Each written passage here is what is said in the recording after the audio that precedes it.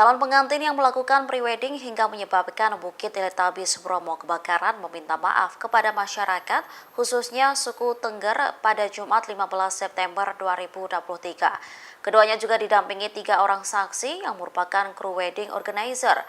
Mereka bertemu masyarakat setempat di Balai Desa Ngadisari, Kecamatan Sukapura, Kabupaten Probolinggo, Jawa Timur. Sejumlah tokoh Tengger dan Ketua Dukun Parisada Sutomo serta 3 kepala desa yang mewakili 6 desa hadir.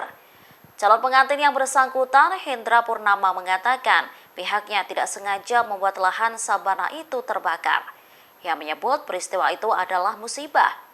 Mustaji, kuasa hukum kelima saksi dan tersangka AWEW, mengungkap proses permintaan maaf kliennya.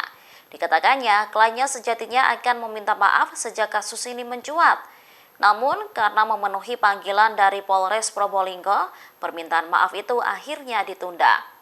Mustaji menambahkan, kliennya sudah mulai berupaya memadamkan saat itu menggunakan semua air persediaan yang ada di mobil.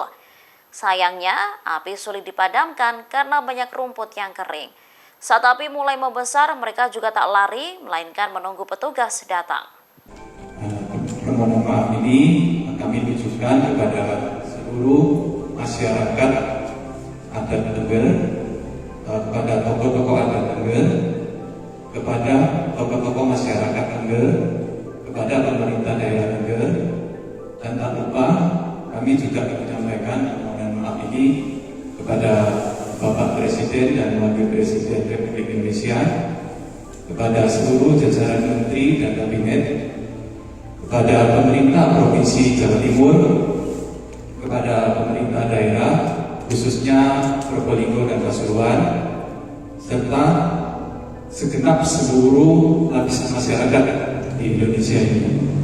Tentunya kejadian ini tidak sengaja, dan pada saat kejadian kami juga ada usaha untuk memadamkan dengan salah satunya mengambil air mineral botol, dan segala keterbatasan kami dan kondisi saat itu ya, angin cukup kencang dan rumput kering, jadi kami semua tidak dapat memadamkan. Nah, semoga ini menjadi pelajaran bagi kami, dan berikutnya kami akan berjanji tidak akan mengulangi dan akan lebih berhati-hati.